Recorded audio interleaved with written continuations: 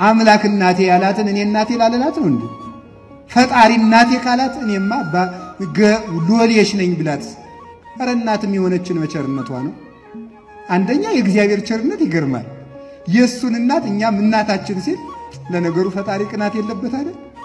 እንጂማ እኮ የአምላክን እናት እናቴ ማለት ራሱ እኮ ትዕቢት እኮ ነው። ትዕቢት ነው አዛኝ። ሁለተኛ ደግሞ የሷም ደግነት እኔ አንተን ልጅ ባልኩበት ዘማዋያንን ሁሉ ልጅ አልልም አለ ማለቷ። የረከሱት ሁሉ እናቴ ማርያም አይሉኝም እንዳይሉ ይከልክላቸው አለ ማለቷ አይደንቃችሁ? የምድር ንግስት ብትሆን እኮ ዞር በል እኔ አንተ እናት አይደለሁም ትለን ነበር። እሷ ግን ቸር እናት ስለሆነች የመሐሪው እናት እርሪት ማርያም ለውሻ ያዘነች ስትሆን ስለሆነች እናታችን ስንላትም አናፍር። እናትነት ሰውንትን በመግፋት ሳይሆን እንደ ዘማርያም በትህትና ዝቅ ማለቱና በፍቅር ለመማረክ መሞከሩን አፕሪሺየት አድርግለታለሁ ነው። እናንተ ይሄንን ነገሩን አፕሪሺየት ብታደርጉለት ደስ ይለኛል። አራኛ እናረግም እኛ የግብዞች የዘማርያም ዘለቀን ትህትና ግብዝነት የሞላበት የፈሪሳዊ ትህትና የአንዴ ፓስተር ትህትናን አላደንቅም። ትህትናውን ማደንቅለት ጌታ ኢየሱስ አለ። ውሸት የአንዴ ፓስተር ትህትናን አላደንቅም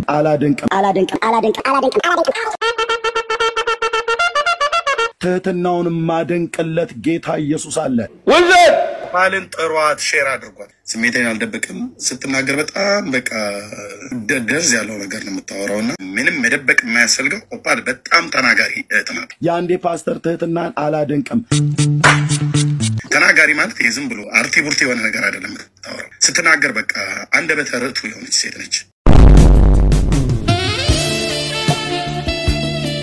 አሁን እዚህ ጋር ስለኔ ስለተናገረች አይደለም አንዳንድ ሀሳቦች ላይ እንዲስክሮል ሳር የሷን ካገኘው ሳልሰማ አላልፍና በጣም የተናገራቸው ነገሮች አስቂ ብቻ ሳይሆን ቁም ነገረኛም ናት።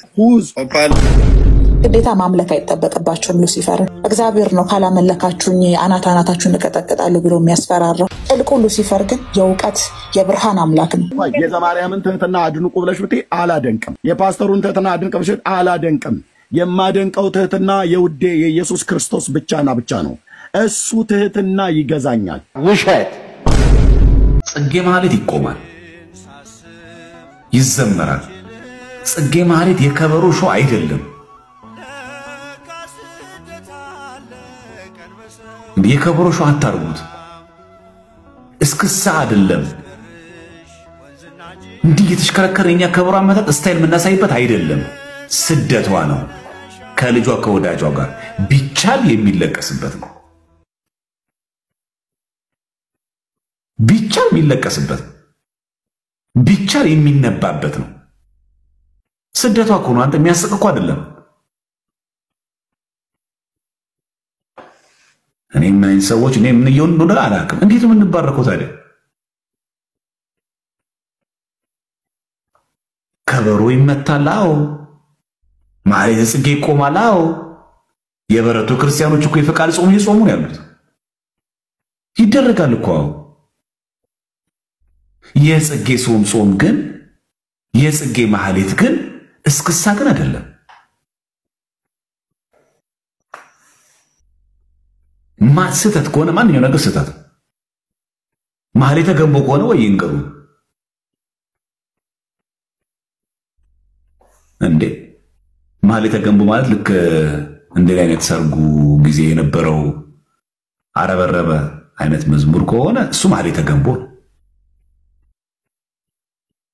እሱ ቤተክርስቲያን ውስጥ አይዘመርም። አሁን እኮ አረበረበ ብሎ የሚዘምሩ እኮ ንግስ ላይ ደግሞ እኮ አንዳንዶቹ ደግሞ አይቻለሁ ገርሞ ማለት አረባካቸው አረበረበ ቤተክርስቲያን ውስጥ አይዘመርም። የንግስ እነሱ ሰዎች ምን ሆናችኋል?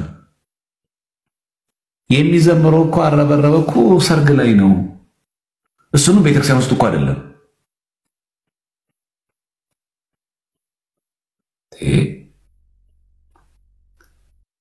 አረባካችሁ አራናል አረ ዘማሪያን በፈጠራችሁ ተው ግን ተው።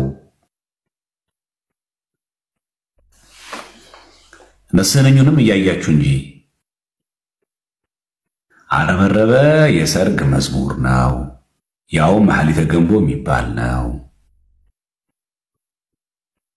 እንዴ። ቤተክርስቲያን ውስጥ የሚዘመር ቤተክርስቲያን ውስጥ ታቦት ሲወጣ የሚዘመር መዝሙር አይደለም።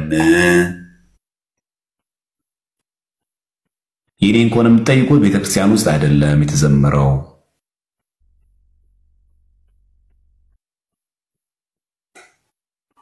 እና ለዩ ቦታውን ለዩ እንደው ገድለ ድርሳናት በሙሉ ተአምራት በሙሉ የሉም እንበል እምነት ብቻ ያድናል የሚል ጥቅስ መጽሐፍ ቅዱስ ላይ አለ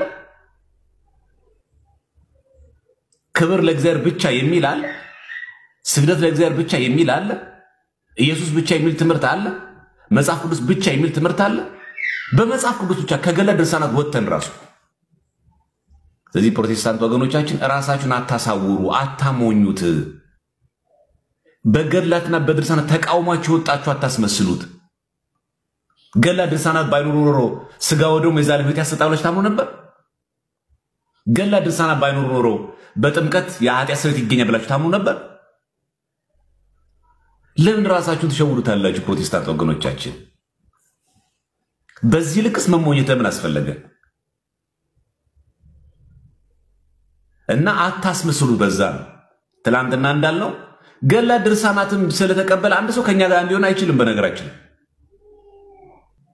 በአምስቱ ሶላዎች ላይ ልዩነት ያለው ፕሮቴስታንት ከኦርቶዶክስ ጋር በገድለ ድርሳናት አንድ ሊሆን አይችልም ከሌ ባህሪ ያስተማሩ መለካውያን ኢስተርን ኦርቶዶክሶች ከኛ ጋር አንድ አይደሉም ግን እኮ ቅዱሳን አማላጅነት ይቀበላሉ ግን እኮ ድንግል ማርያም ዘላለማዊት ድንግል ናት ይላሉ እመቤታችን እኮ አማላጅ ናት ይላሉ እመቤታችን እኮ አርፋ ከእንደገና በልጇ ስልጣን እኮ በሶስተኛ ቀን እኮ አርጋለች ይላሉ እኮ ኢስተርን ኦርቶዶክሶች አይ ነገረ ማርያም ላይ ከኛ ጋር አንድ ስለሆናችሁ ፍልሰታ ጾምን ስለምትጾሙ እኛም ምን ጾሙ ሰባቱን አጽዋማት እኮ ይጾማሉ የቄስ ጾም ምን ነው የሰሪ ጾም ጨምረው ይጾማሉ እኛ ከኢስተርን ኦርቶዶክስ ጋር አንድ ነን ነገረ ክርስቶስ አንድ ያላደረገን ነገረ ጸሎትና ነገረ ጾሙ አንድ ያደረገን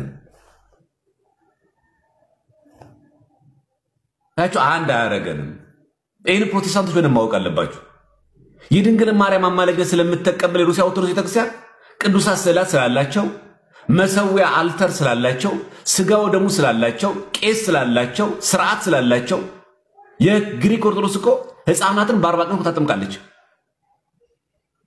በጥምቀት እኮ የዛለሜት እኮ ይያመለኩ ታምናለች ስጋው ደሙ እኮ አማኔ ነው ብለኩ ታምናለች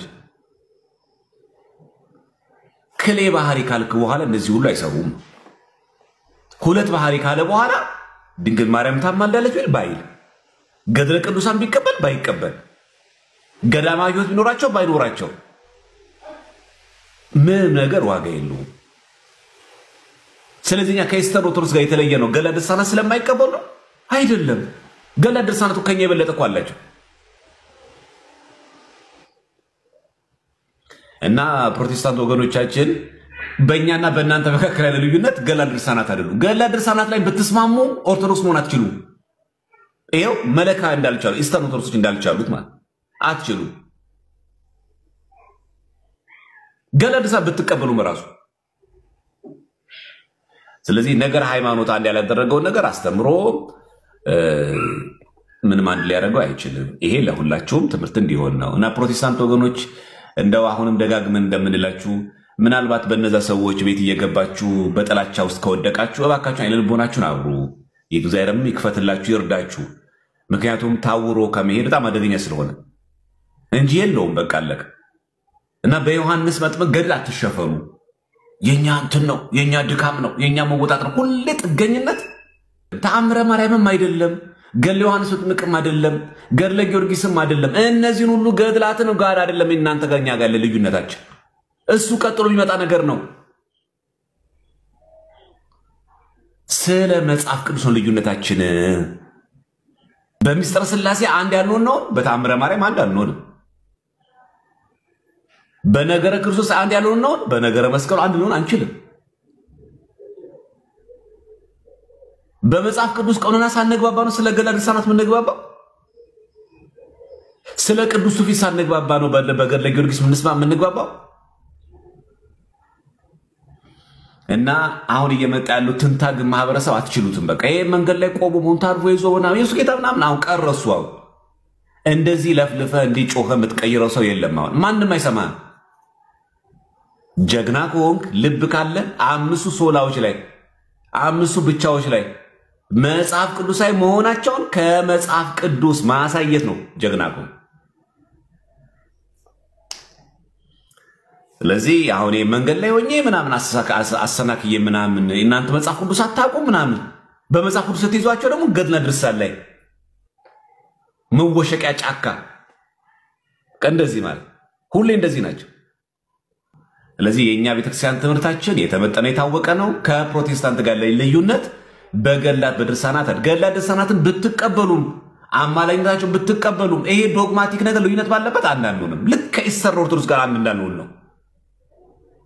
ገላት ድርሳናት እየተቀበሉ የቅዱሳን ምልጃ እየተቀበሉ በገላትና በድርሳናት ብቻ ቢሆን ኖሮ ልዩነቱ ለምንኛ ከኢስተር ኦርቶዶክስ ጋር አንዳንዱንም ምን ችግር አለብን? ተአምረ ማርያም አላቸው፣ ተአምረ ቅዱሳን አላቸው። በቅዱሳን ስዕላት ተአምር እንደሚደረግ ያውቃሉ። ገዳማ ህይወት አላቸው፣ ቅዳሴ አላቸው፣ እንደኛ ጾም ይጾማሉ።